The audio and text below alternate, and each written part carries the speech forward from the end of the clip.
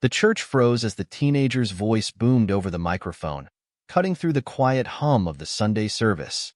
"Pastor, why don't you tell everyone the truth about what you did?" His hand trembled, but his gaze was steady as it locked onto the man standing behind the pulpit. Gasps erupted across the congregation. Ushers scrambled to regain control, but it was too late. Every eye was now on the boy, and every ear strained to hear what he would say next. The pastor, a towering man with a well-pressed suit and a Bible in hand, appeared stunned, his expression shifting between confusion and dread.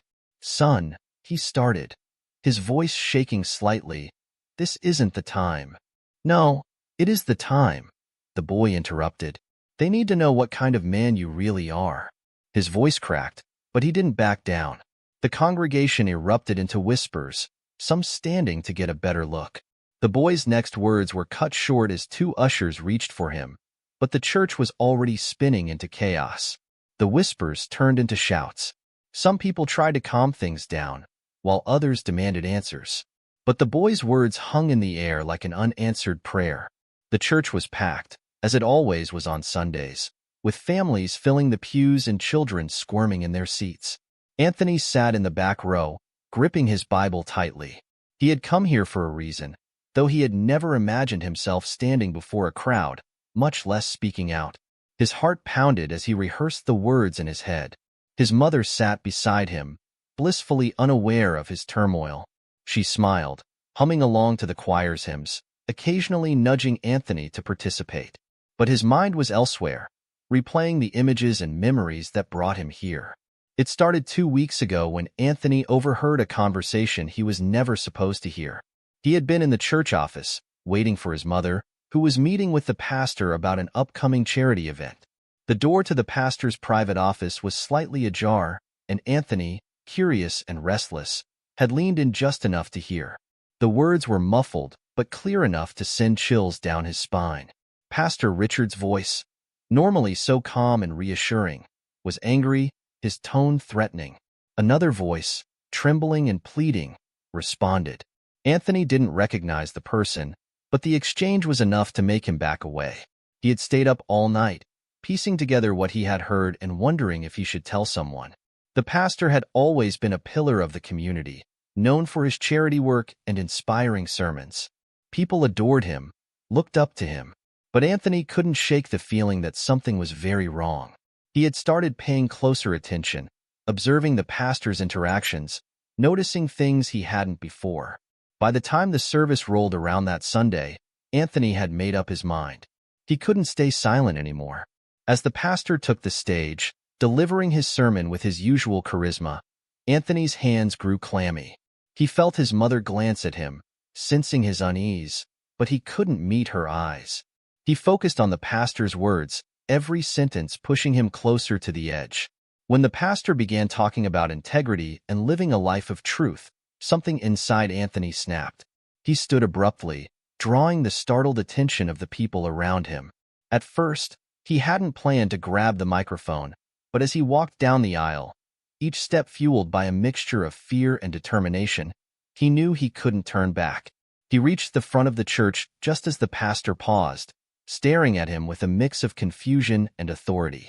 And then, Anthony spoke. The ushers eventually managed to pull Anthony away, but the damage was done.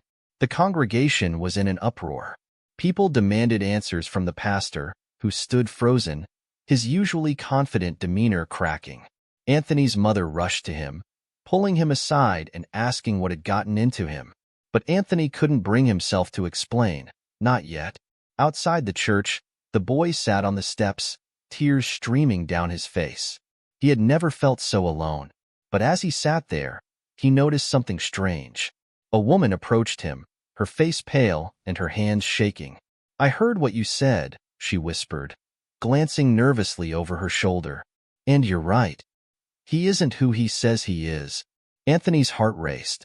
He wiped his tears and looked at the woman, her words hitting him like a bolt of lightning. "You know something?"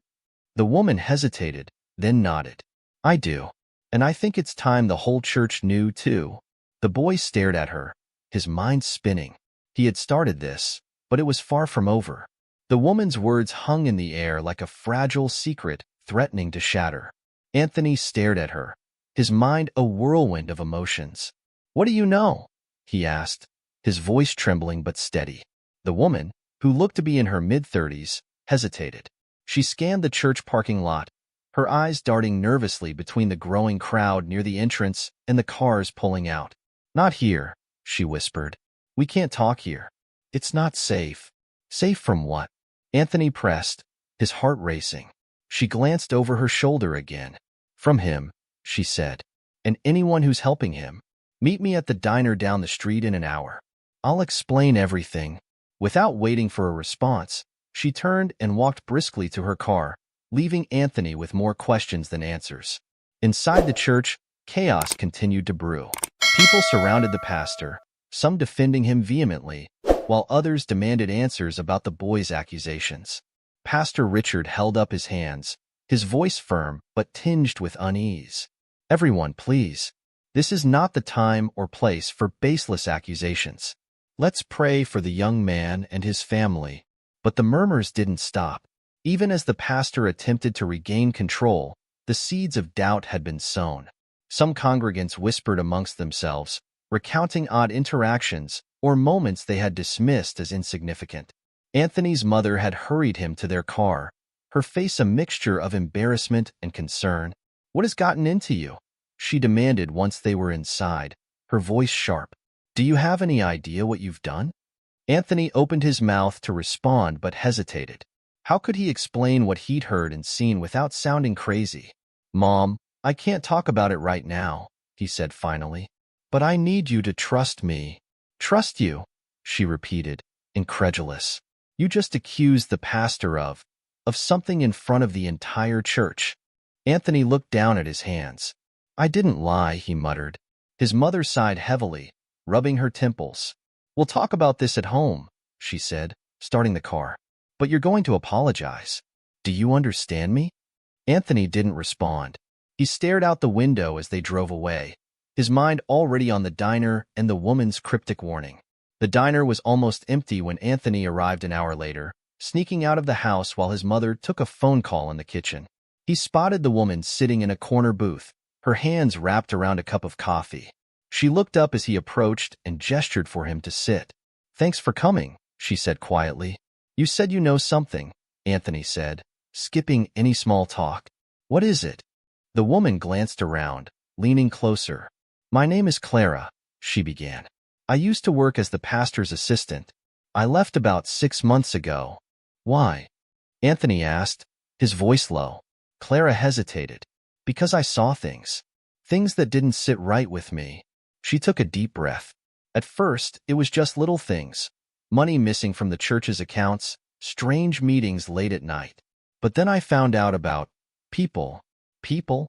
Anthony repeated, his stomach tightening. Clara nodded. "Vulnerable people. Women who came to him for help, trusting him. But instead of helping them, her voice faltered, and she looked away. Anthony felt a chill run down his spine. What did he do? Clara met his gaze. He manipulated them, used their situations against them. Some of them disappeared after that.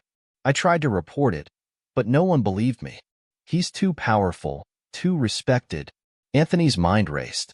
"Why didn't you say something in the church today?" Clara shook her head. "You saw how people reacted to you. Imagine what they'd do to me. I needed someone brave enough to take the first step. And you just did." Back at home, Anthony's mother was on the phone with one of the church elders.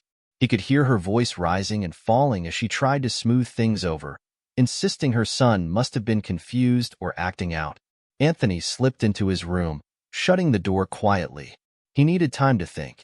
Clara's story confirmed his worst fears, but it also left him with more questions. Who were the women she mentioned? What had really happened to them?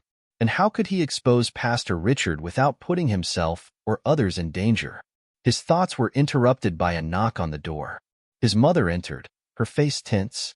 "Anthony," she said, "the pastor wants to meet with us tomorrow. He says he wants to clear the air." Anthony's stomach dropped. "I don't want to meet with him." "You don't have a choice," she said firmly. "You embarrassed this family today. The least you can do is hear him out." Anthony wanted to argue, but he knew it was pointless. His mother wasn't going to let this go. The next day, Anthony and his mother arrived at the church office. Pastor Richard greeted them with his usual charm, but Anthony couldn't shake the feeling that something sinister lurked beneath the surface. "Anthony," the pastor said, gesturing for him to sit, "I want to understand what's troubling you. Why would you say those things about me in front of the congregation?" Anthony looked at his mother, who gave him a warning glance, then back at the pastor. "I heard you," he said simply, "in your office 2 weeks ago." The pastor's smile faltered for just a second before he recovered. "I'm afraid I don't know what you're talking about." "You were yelling at someone," Anthony continued. "You threatened them." "Anthony," his mother scolded, but the pastor raised a hand to silence her. "I see," Pastor Richard said, leaning back in his chair. "You must have misunderstood. Sometimes I have to speak firmly to people who need guidance. But I assure you, my intentions are always good." Anthony clenched his fists under the table. "And what about the women who came to you for help? The ones who disappeared?" The pastor's eyes narrowed ever so slightly. "Where are you getting these ideas?" he asked, his voice calm but cold. Anthony didn't answer. The air in the room felt heavy, and for the first time, he realized just how alone he was. The pastor leaned forward, his gaze piercing. "Be careful, son," he said softly. "Words have consequences." That night, Anthony couldn't sleep. He replayed the meeting in his mind, wondering if he had pushed too far. Just as he was about to drift off, his phone buzzed. He grabbed it, squinting at the screen. It was a text from an unknown number. "You're in over your head. Stop asking questions." Anthony sat up, his heart pounding. He stared at the message, a mix of fear and determination coursing through him. Whoever sent the message was trying to scare him. But instead of backing down, it only made him more certain that he was on the right track. As he set the phone down, another thought struck him. Clara, was she safe? Just as he reached for his phone to call her, there was a loud bang at the front door. Anthony froze, his breath catching in his throat. Someone was outside. Anthony's heart thudded in his chest as he crept toward his bedroom window, peering out cautiously. A dark figure stood on the porch, motionless. Another loud bang rattled the front door, and Anthony flinched. "Anthony," his mother called from her room. "Who's at the door at this hour?" "I don't know," he shouted back, his voice shaking. She hurried into the hallway, tying her robe tightly as she moved. "Stay here," she ordered, heading for the front door. "No," Anthony hissed, running after her. "Don't open it." His mother shot him a sharp look. "Don't be ridiculous. It's probably one of the elders from church wanting to talk." But Anthony wasn't so sure. As she reached for the lock, he grabbed her arm. "Mom, please. Just look through the peephole first." Sighing, she leaned forward and peered outside. Her body stiffened. "It's the pastor," she said, her tone shifting from annoyed to uncertain. Anthony's blood ran cold. "What's he doing here?" "I don't know," she said, but her voice wavered. "Maybe he's here to check on us after everything." She opened the door before Anthony could stop her. Pastor Richard stood there, a faint smile on his face, his hands tucked neatly behind his back. "Good evening," he said smoothly. "I'm sorry to drop by unannounced, but I felt it was important to clear the air." Anthony stepped forward, his pulse racing. "Why didn't you call first?" he demanded. The pastor raised an eyebrow. "I thought a personal visit would be more appropriate, given the circumstances." "May I come in?" Anthony's mother hesitated, but her polite instincts took over. "Of course, Pastor. Please, come in." "No," Anthony snapped, stepping in front of her. "He's not coming in." "Anthony," his mother said, horrified. "What has gotten into you?" Pastor Richard chuckled lightly, though his smile didn't reach his eyes. "It's all right," he said. "I understand he's upset. This has been a confusing time for all of us." Anthony glared at him. "Why are you really here?" The pastor's expression darkened ever so slightly. "To help you, Anthony. I want to make sure you're not letting your imagination get the better of you." Anthony's mother looked between them, confused. "Please, let's all sit down and talk like adults," she said. "Pastor, would you like some tea?" "I won't stay long," Pastor Richard replied. I just wanted to ensure that Anthony understands the gravity of his actions. Anthony's fists clenched. You mean you wanted to intimidate me? The pastor's smile wavered. That's a strong accusation, son. I've only ever acted with the best intentions. Perhaps we should pray together and ask for clarity. Anthony's mother, growing increasingly flustered, gestured for them to sit. Enough, both of you. Pastor, please have a seat. Anthony, go to your room. I'm not leaving you alone with him, Anthony said firmly. Anthony, she snapped. Before the argument could escalate, Pastor Richard's phone buzzed in his pocket. He pulled it out, glanced at the screen, and frowned. I'm afraid I have to go, he said, standing abruptly. Something urgent has come up. Anthony's mother looked startled. Oh, well, thank you for stopping by. Pastor Richard smiled again, but there was a coldness in his eyes as he looked at Anthony. Take care, son. And remember, actions have consequences. After he left, Anthony paced the living room, his mind racing. Mom, don't you think it's weird that he showed up here like that? She sighed, sinking into the couch. Anthony, you're reading too much into this. The pastor was just trying to mend things. He wasn't here to mend anything, Anthony argued. He was here to scare us. His mother shook her head, rubbing her temples. I can't do this with you tonight. Go to bed. We'll talk in the morning. Anthony stormed off to his room, slamming the door behind him. He grabbed his phone and dialed Clara's number. It rang twice before going straight to voicemail. Clara, it's Anthony, he said, his voice low. Something's happening. Call me back as soon as you can. The next morning, Clara still hadn't responded. Anthony's unease grew with every passing hour. He tried calling her again, but the line was dead. Determined to find out what was going on, he skipped school and headed to the diner where they'd met the night before. When he arrived, the waitress behind the counter gave him a puzzled look. Can I help you, kid? I'm looking for Clara, Anthony said. The woman who was here last night. Do you know her? The waitress frowned. Clara? You mean the woman who used to work at the church? Anthony nodded eagerly. Yeah. Have you seen her today? The waitress hesitated. She left in a hurry last night. Looked scared about something. Haven't seen her since. Anthony's stomach twisted. Did she say anything before she left? The waitress shook her head. Just paid her bill and took off. Is she in some kind of trouble? Anthony didn't answer. He left the diner and sat on the curb, his mind spinning. Something had happened to Clara. He was sure of it. As he stood to leave, a black car pulled up across the street. The windows were tinted, but Anthony could feel eyes on him. He turned and started walking quickly, his heart pounding. The car's engine roared, and it began to follow him. Anthony broke into a run. He ducked into an alley, his breath coming in short gasps. The car slowed at the entrance, its tires crunching over gravel. He pressed himself against the wall, his mind racing. What should he do? Who could he call? Suddenly, a hand clamped over his mouth, and Anthony was yanked backward into the shadows. Anthony struggled against the grip, his heart pounding as adrenaline surged through him. He twisted and kicked, but whoever held him was strong. Quiet, a voice hissed in his ear. I'm not here to hurt you. The voice was familiar. The grip loosened slightly, and Anthony turned to see a young man in his mid-20s, his face tense but not threatening. Anthony's breathing was ragged as he glared at the stranger. Who are you? Anthony demanded, keeping his voice low. Name's Caleb, the man said, glancing toward the alley entrance. I used to go to your church. I know about Pastor Richard. Anthony's eyes widened. You do? Caleb nodded. But we don't have time to talk here. That car out there? They're watching you. We need to move. Why are they watching me? Anthony asked, his voice shaking.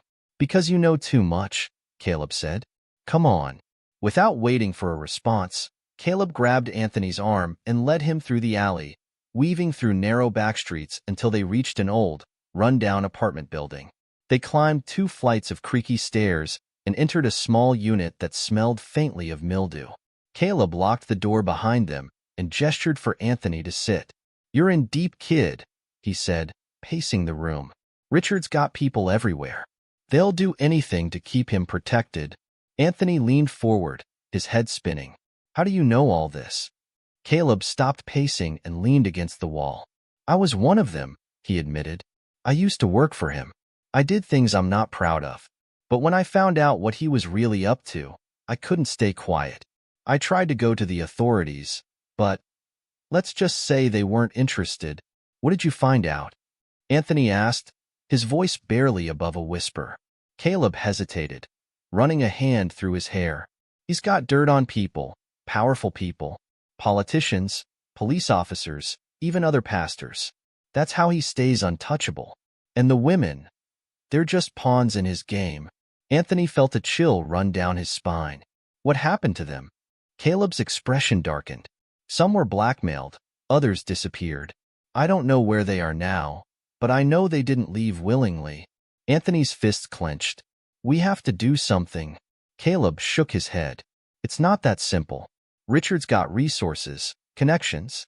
If you go after him without a solid plan, you'll end up like the others, or worse. Anthony spent the rest of the day in Caleb's apartment, trying to process everything he'd learned. His phone buzzed repeatedly, but he didn't dare answer it. He knew his mother was probably worried sick, but he couldn't risk leading anyone to Caleb. As night fell, Caleb handed him a plate of cold pizza. Eat, he said. You'll need your strength. Anthony took a few bites, though his stomach was in knots. What's the plan? He asked. Caleb hesitated. There's someone who might be able to help, a journalist. She's been trying to expose Richard for years, but she's never had enough evidence. If we can get her what she needs, we might have a chance. Who is she? Her name's Monica, Caleb said. She used to work for the local paper, but they fired her after she started digging too deep into Richard's affairs. She runs an independent blog now. If anyone can blow this thing wide open, it's her. Anthony nodded. Let's do it. The next morning, Caleb and Anthony set out to meet Monica. They took a circuitous route, avoiding main streets and staying alert for anyone following them. When they arrived at Monica's small office, tucked away in a nondescript building, she greeted them with a mix of skepticism and curiosity. You must be Anthony, she said, shaking his hand. Caleb's told me about you. Sounds like you've stirred up quite a storm. Anthony shrugged, feeling out of his depth. I just want the truth to come out. Monica gestured for them to sit. Good, because that's exactly what I've been trying to do for years. The problem is, Richard's careful. He covers his tracks well. Caleb leaned forward. But we have something now, his former assistant, Clara. She knows what's been going on. Monica frowned. Clara? I've tried to reach her before, but she always refused to talk. Do you think she'll come forward now? Anthony hesitated. I don't know. She was supposed to meet me last night, but she disappeared. I think something happened to her. Monica's expression hardened. If that's true, then we don't have much time. We need to find her, and fast. Later that day, Monica received a tip from one of her contacts. A woman matching Clara's description had been seen at a motel on the outskirts of town. The three of them piled into Monica's car and drove there, tension thick in the air. When they arrived, the motel looked abandoned, its neon sign flickering weakly. Monica approached the front desk and showed the clerk a photo of Clara. The man nodded. Yeah, she's here. Room 12. But she told me not to let anyone in. We just want to talk to her, Monica said. The clerk hesitated, then handed over the room key. If she kicks you out, it's on you. They made their way to room 12, the air heavy with anticipation. Caleb knocked gently on the door. Clara? It's Caleb. We just want to talk. There was no response. Caleb knocked again, louder this time. Clara, please. It's important. Still nothing. Monica glanced at Anthony, then nodded at Caleb. Open it. Caleb inserted the key and pushed the door open slowly. The room was dark, the curtains drawn tight. As they stepped inside, a sickening realization hit them. Clara was there, but she wasn't moving. She lay on the bed, her face pale, her eyes closed. Monica rushed to her side, checking for a pulse. She's alive, she said, relief flooding her voice. Anthony's heart was pounding. What happened to her? Caleb pointed to an empty pill bottle on the nightstand. Someone tried to silence her. At that moment, Clara stirred, her eyes fluttering open. She looked at them, her voice barely a whisper. He knows about you. Before they could respond, the sound of tires screeching outside sent a jolt of fear through the room. Monica peeked through the curtain, her face going pale. They found us, she said. Anthony's blood turned cold as the sound of heavy footsteps approached the door. The footsteps outside the door grew louder. Anthony's heart raced as Monica whispered, "We need to move. Now." She helped Clara sit up, but the woman was weak, barely able to stand. "Leave me," Clara croaked, her voice trembling. "You'll only put yourselves in more danger." "No way," Caleb said firmly, grabbing her arm to support her. "We're getting you out of here." The first knock on the door was light, almost polite. Then came the second, louder, more aggressive. A deep voice called, "Open up. We know you're in there." Monica glanced around the room, her mind racing. "Is there a back exit?" Caleb shook his head. Motel rooms like this usually don't have one. The doorknob jiggled, and then the door shuddered as someone rammed into it. Monica pointed to the bathroom. "In there. Everyone. Now." The four of them squeezed into the tiny space, shutting the door behind them. Caleb locked it and whispered, "This won't hold for long." Monica scanned the room, spotting a narrow window above the bathtub. "That's our only way out." "It's too small," Anthony said, shaking his head. Monica pulled a wrench from under the sink, likely left behind by a careless repairman. "We'll make it big enough." She began smashing the frame, shattering glass and prying the edges loose. Meanwhile, the pounding on the front door intensified, followed by a loud crack as it began to splinter. "Hurry," Anthony urged, his voice trembling. Monica gave the window one final push, creating an opening just large enough to crawl through. "Clara, you first," she said, helping the weak woman climb onto the ledge. Clara hesitated. "I'll slow you down." "We don't have time for this," Caleb said, practically shoving her through the window. She fell onto the grass outside, wincing but unharmed. "You next," Monica told Anthony. He scrambled through the opening, landing beside Clara. Caleb followed, then Monica, just as the bathroom door burst open behind them. "Run," Monica shouted. They bolted into the dense woods behind the motel, their breath coming in short, sharp gasps. The shouts of their pursuers grew fainter as they pressed deeper into the forest, weaving between trees and stumbling over roots. After what felt like an eternity, Monica signaled for them to stop. They huddled together, trying to catch their breath. "Did we lose them?" Anthony whispered. Monica held up a hand for silence, listening intently. The forest was quiet, save for the rustling of leaves in the wind. "For now," she said, "but they'll be back. We need to get somewhere safe." Clara leaned heavily against a tree, her face pale. "There's no such thing as safe," she murmured. Anthony looked at her, his eyes filled with determination. "We're not giving up. If we stop now, he wins." Caleb nodded. "The kid's right, but we need a plan. Somewhere to regroup." Monica thought for a moment, then said, "There's an abandoned cabin about a mile from here. It used to belong to a friend of mine. No one knows about it. Will Clara make it?" Anthony asked, glancing at the woman, who seemed ready to collapse. "She'll have to," Monica said grimly.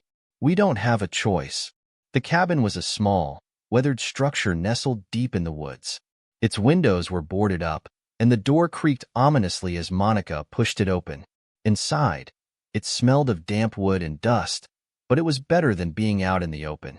Caleb helped Clara to a worn-out couch, where she immediately sank down, closing her eyes. "We need water," he said. "There's a well out back," Monica replied. "But be quick. We don't know how far behind they are." Anthony sat on the floor, his back against the wall. His body ached, and his mind was a blur of fear and exhaustion. "Why would they come after us like this?" he asked. Monica sighed, sitting across from him. "Because you're a threat. You know things they can't risk getting out." "But how do they even know what I know?" Anthony pressed. "Richard has eyes everywhere," Caleb said, returning with a bucket of water. "He's not just some corrupt pastor. He's running an operation, money laundering, blackmail, and who knows what else.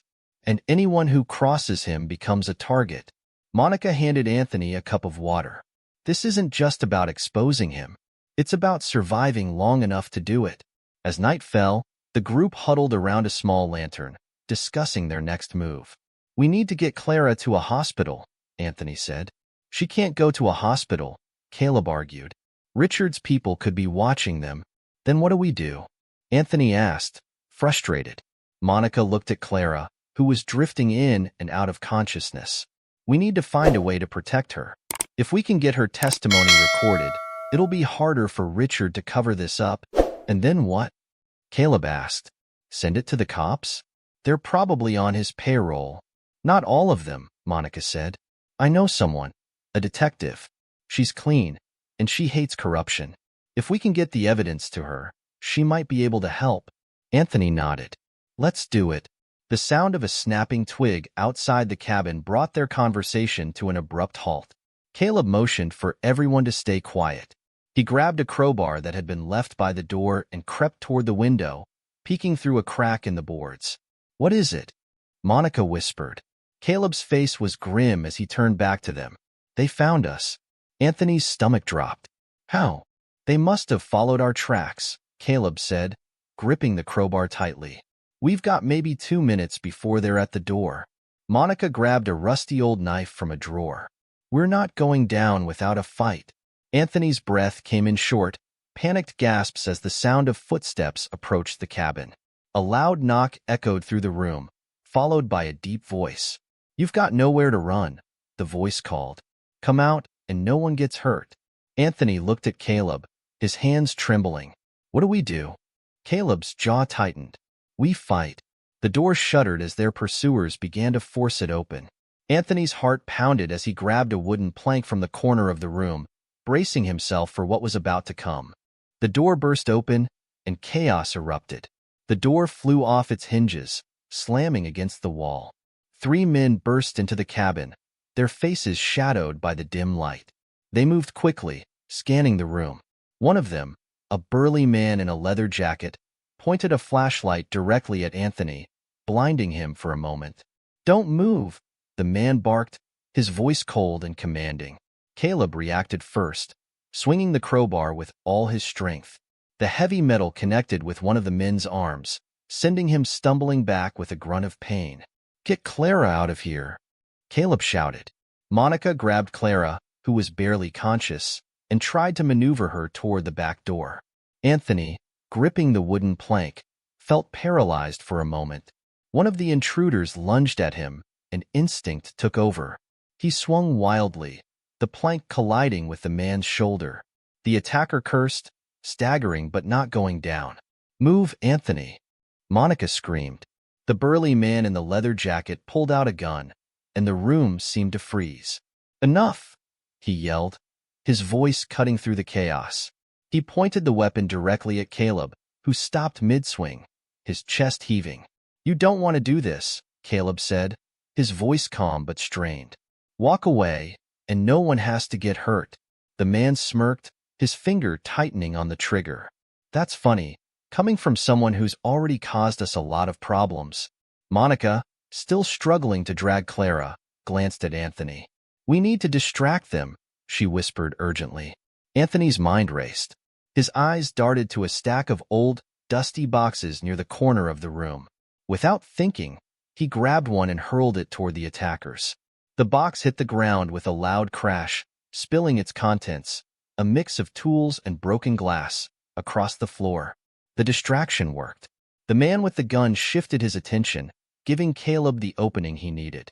He lunged forward, slamming the crowbar into the man's wrist. The gun clattered to the floor, and chaos erupted again. Monica seized the moment, pulling Clara through the back door and into the night. Anthony, come on, she shouted. Anthony hesitated, watching as Caleb wrestled with one of the attackers. I can't leave him, he yelled back. You have to. Monica insisted, her voice desperate. Anthony made a split-second decision. He grabbed the gun from the floor and aimed it at the nearest attacker.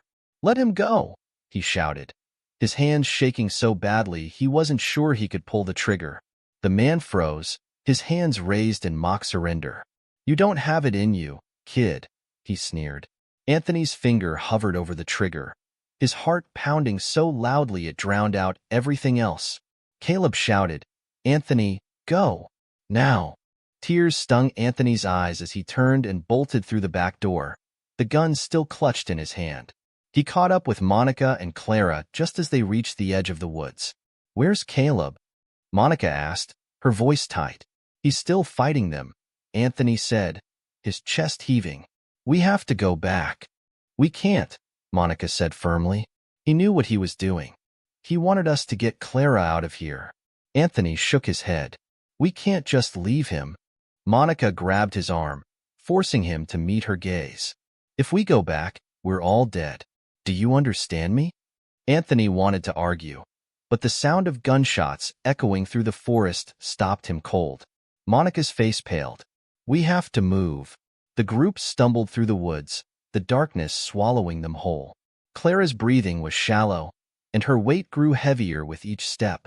Anthony's mind raced with thoughts of Caleb. Was he alive? Had he managed to escape? "Where are we going?" Anthony asked, his voice trembling. "There's an old farmhouse about 2 miles from here," Monica said. "We'll hide there until we figure out our next move." As they trudged on, the forest seemed to close in around them. Every rustle of leaves, every snap of a twig, felt like a threat. Anthony clutched the gun tightly, his knuckles white. "Do you think Caleb's okay?" he asked after a long silence. Monica didn't answer right away. When she finally spoke, her voice was heavy with uncertainty. "I don't know." The farmhouse was a ramshackle structure, its paint peeling and windows boarded up.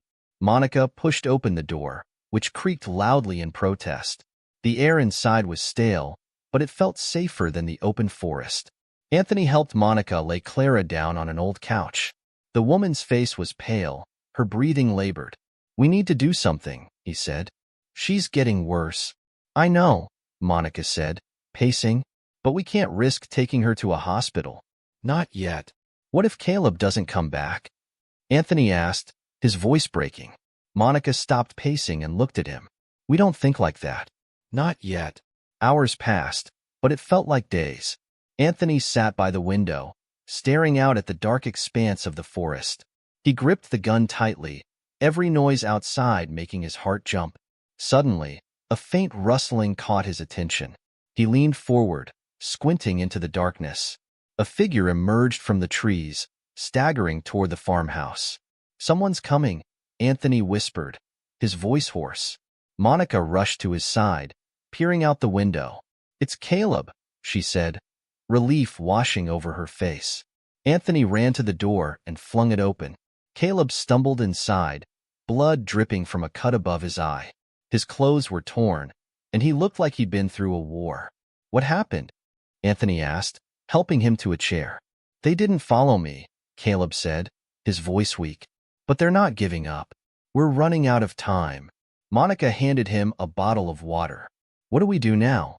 Caleb took a long sip, then looked at Clara. "We need to get her story out there now, before they find us again."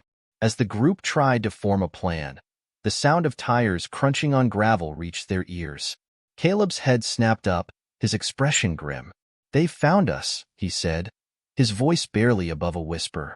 Anthony felt his stomach drop as headlights illuminated the farmhouse. The nightmare wasn't over.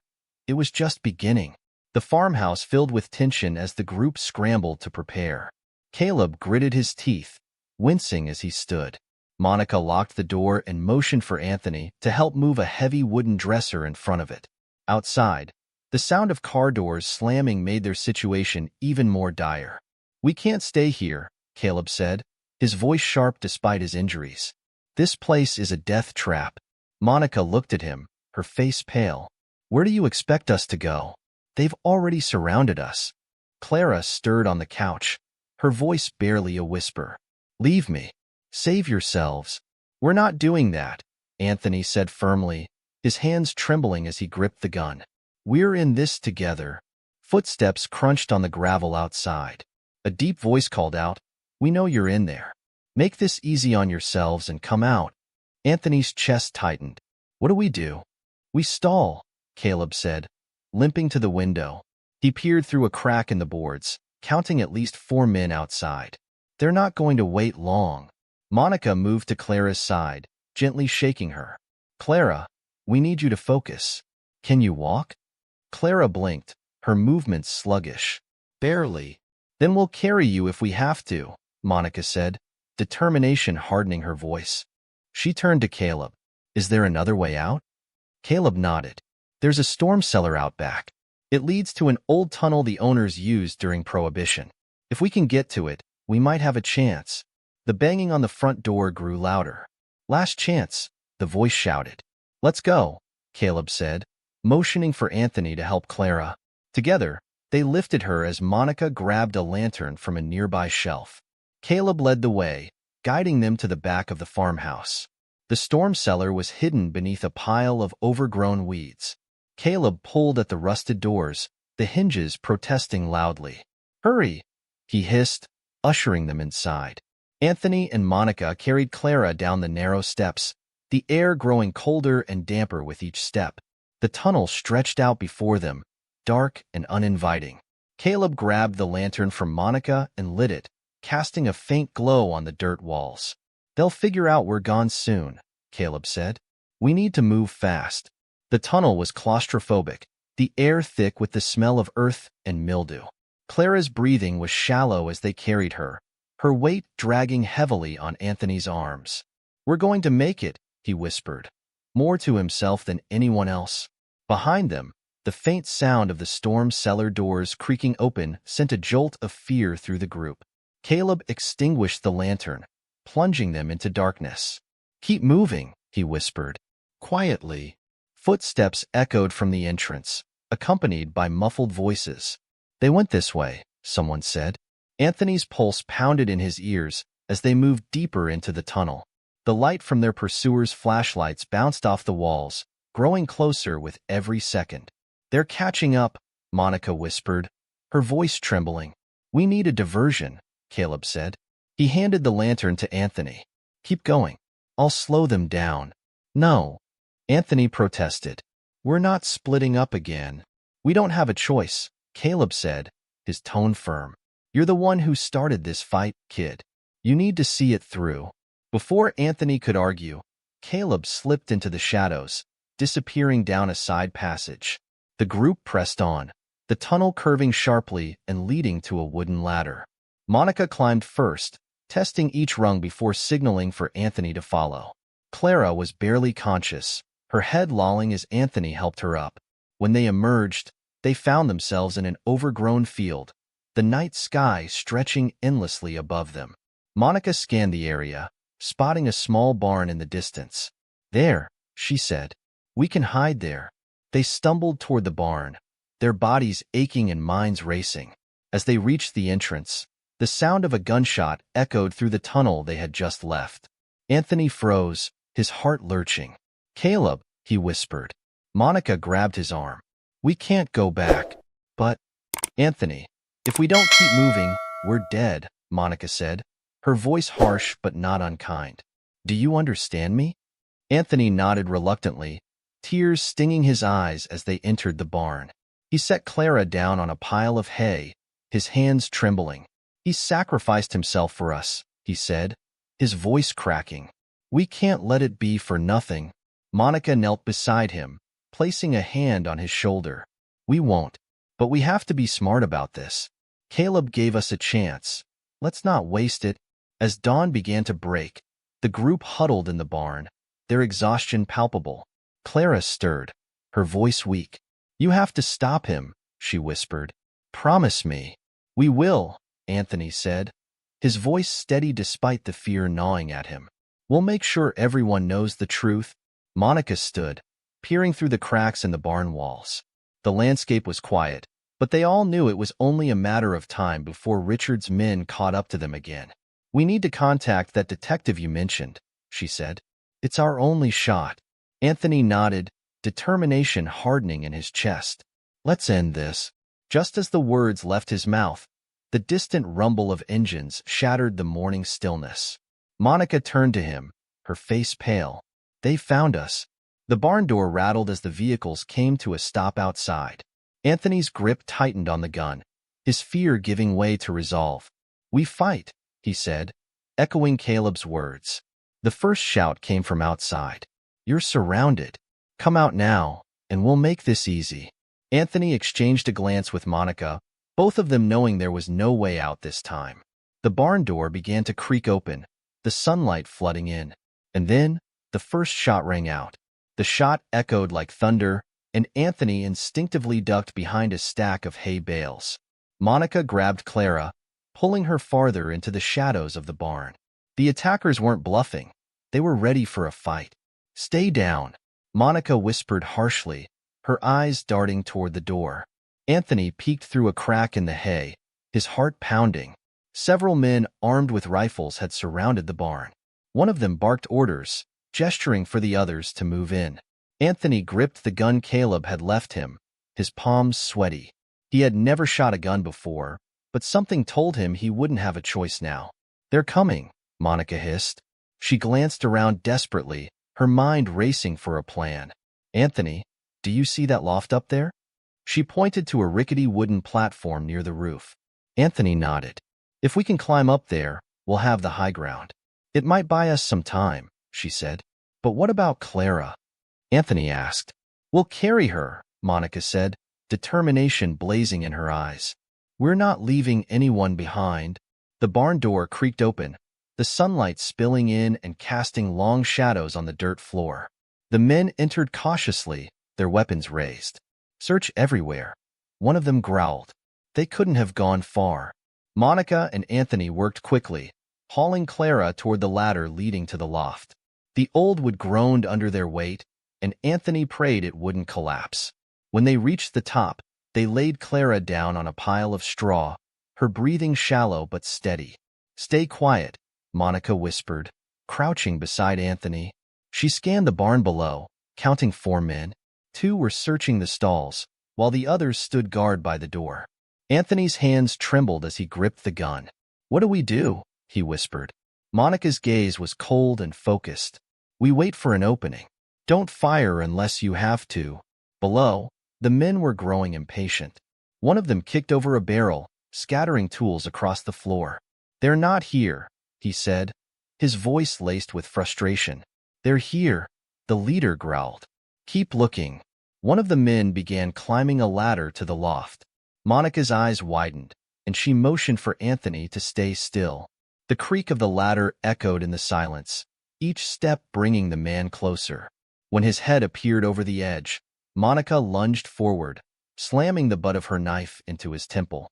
The man grunted in surprise and lost his grip, tumbling to the ground below with a sickening thud. The noise drew the attention of the others. Up there! One of them shouted, raising his rifle. Anthony didn't think. He acted. He fired the gun, the recoil slamming into his shoulder. The shot went wide, but it was enough to force the men to take cover. Keep firing, Monica yelled, grabbing the man's rifle and tossing it to Anthony. Anthony fired again, this time grazing one of the men's legs. He cried out, dropping his weapon and collapsing to the floor. Move, Monica shouted, dragging Clara toward a stack of crates that offered better cover. The firefight raged on, the barn filling with the deafening sound of gunshots and splintering wood. Anthony's ears rang, his hands shaking as he loaded another magazine into the rifle. He peeked over the edge of the crates, his eyes locking onto the leader of the group. The man was advancing steadily, his rifle aimed directly at the loft. Anthony took a deep breath, steadying his aim. He pulled the trigger, the shot striking the man's shoulder. The leader stumbled, his weapon clattering to the ground. Monica seized the moment. Now, she shouted, pushing Anthony toward the open loft window. What are you doing? Anthony asked, his voice panicked. Getting you out of here, she said. Go. I'll hold them off. I'm not leaving you. Anthony protested. You have to, Monica said, her voice firm. Clara needs to get out of here, and you're the only one who can do it. Anthony hesitated, torn between fear and determination. Finally, he nodded. I'll come back for you, he promised. Monica gave him a tight smile. I'll hold you to that. Anthony climbed out of the loft window, helping Clara down as carefully as he could. The sound of gunfire continued inside the barn, but he didn't look back. His only focus was getting Clara to safety. The two of them stumbled across the field, heading for the tree line. Anthony's breath came in ragged gasps, his body aching from exhaustion and adrenaline. "We're almost there," he whispered, more to himself than to Clara. As they reached the cover of the trees, Anthony turned to look back at the barn. Smoke billowed from the roof, flames licking at the edges. His stomach twisted. Monica was still inside.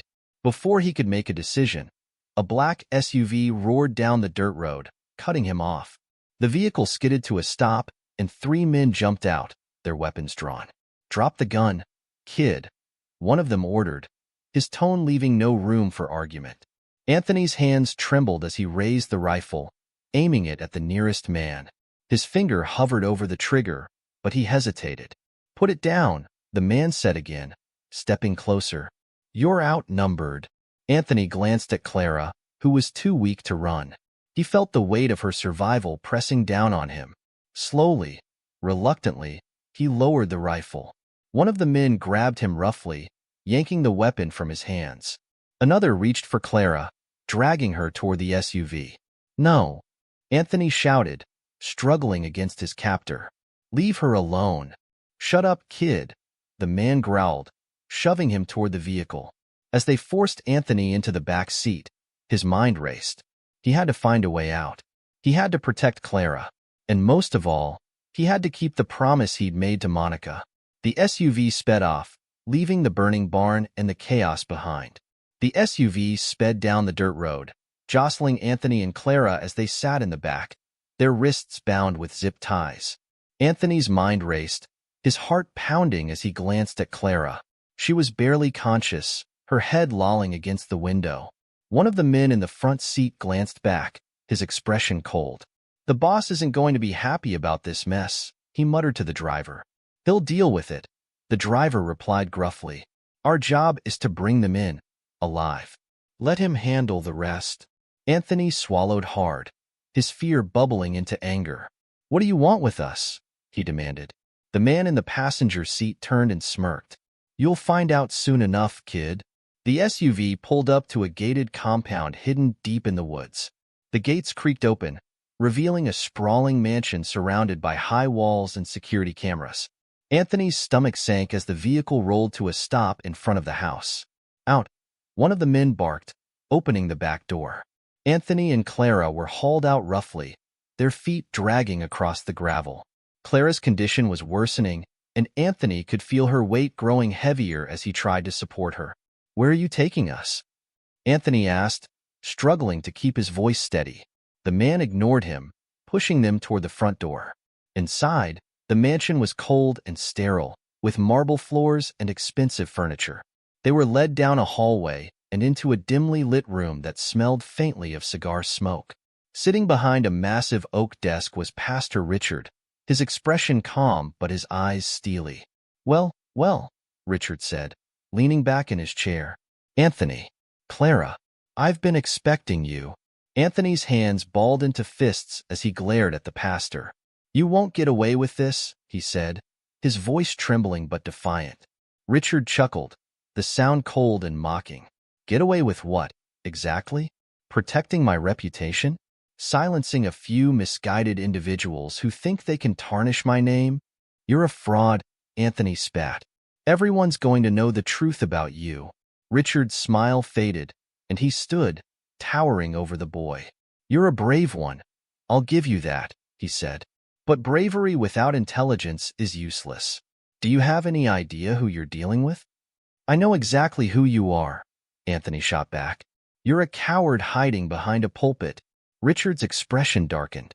He stepped closer, his voice low and threatening. "Careful, boy. You're walking a dangerous line." Anthony met his gaze, refusing to back down. "I'm not afraid of you." Richard turned his attention to Clara, who was slumped in a chair, her breathing shallow. "Ah, Clara," he said, his tone almost mocking. "I had such high hopes for you. But you let your conscience get in the way of your loyalty." Clara lifted her head weakly, her voice barely audible. "You can't keep this hidden forever." Richard smirked. "I don't need forever. Just long enough to tie up a few loose ends." He gestured to the men who had brought them in. Take her to the infirmary. Keep her alive, for now. As for the boy, I'll deal with him personally. Anthony was dragged to a small, windowless room and shoved inside. The door slammed shut behind him, the sound of the lock clicking echoing in the silence. He stumbled to his feet, his mind racing. He had to find a way out. Clara's life, and possibly Monica's, depended on it. He examined the room, searching for anything that could be used as a tool or weapon. The walls were bare, the floor cold and unyielding. The only furniture was a single metal chair bolted to the floor. Anthony's pulse quickened as he spotted a security camera in the corner, its lens trained directly on him. He glared at it, his frustration boiling over. "You can't keep me here," he shouted. "People are going to find out what you've done." The camera didn't respond, but Anthony had a sinking feeling that Richard was watching every move he made. Hours passed, though it felt like an eternity. Anthony's mind raced with thoughts of Caleb, Monica, and Clara.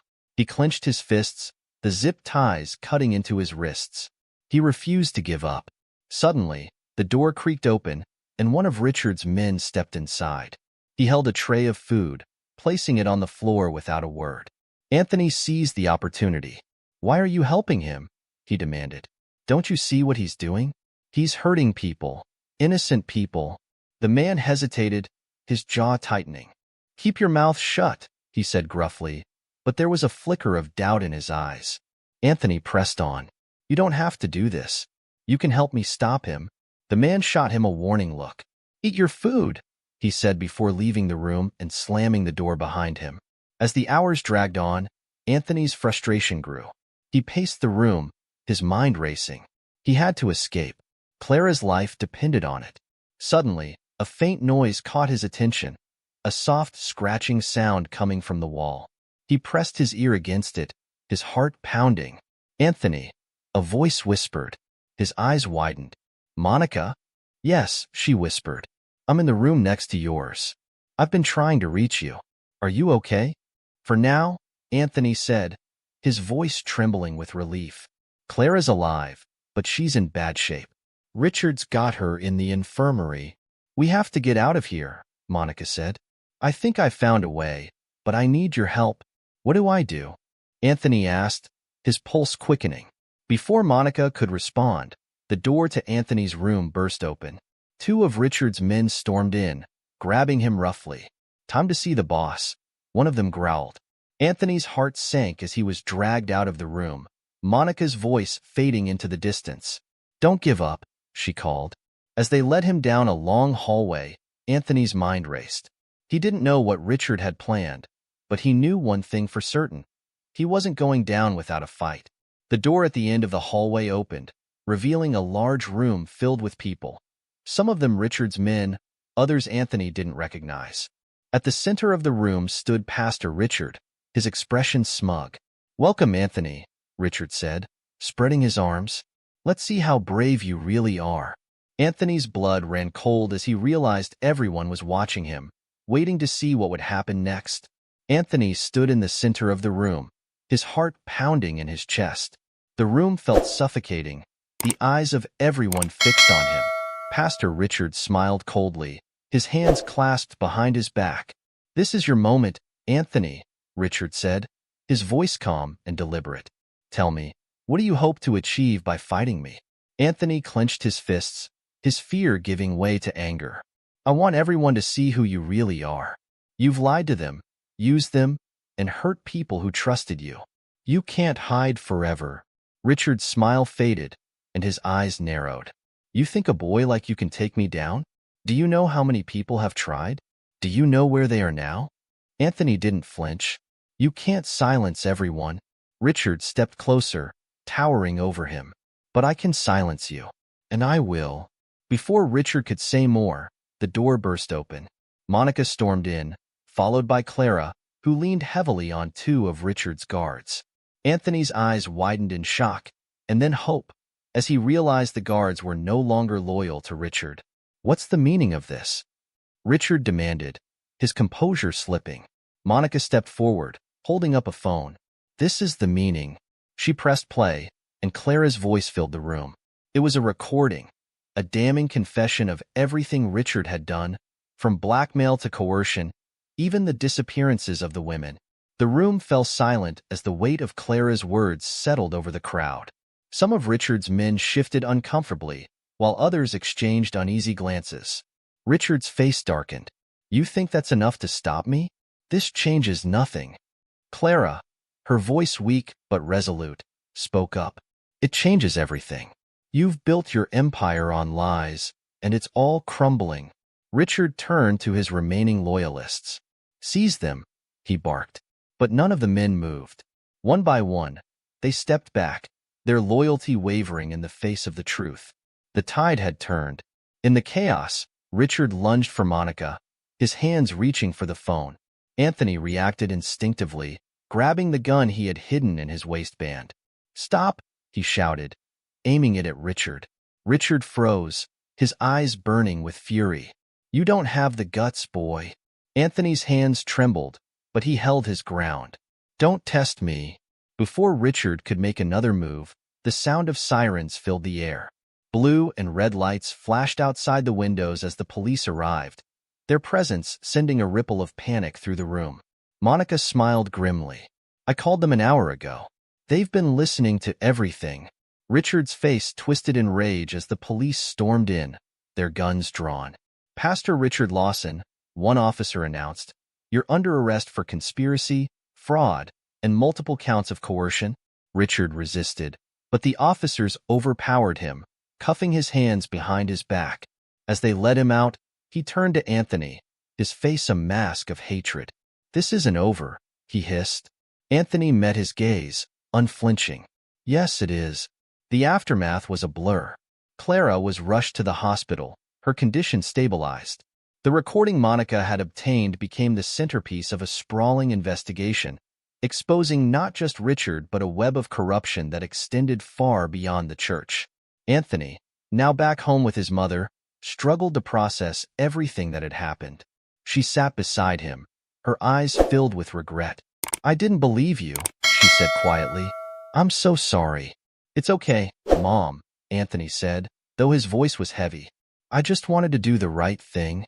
She hugged him tightly, and for the first time in weeks, he felt a glimmer of peace. Weeks later, the church was filled again, but this time it wasn't for a sermon. The congregation had gathered to heal, to confront the betrayal they had suffered, and to decide how to move forward.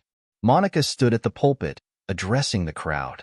"What happened here should remind us all that no one is above accountability.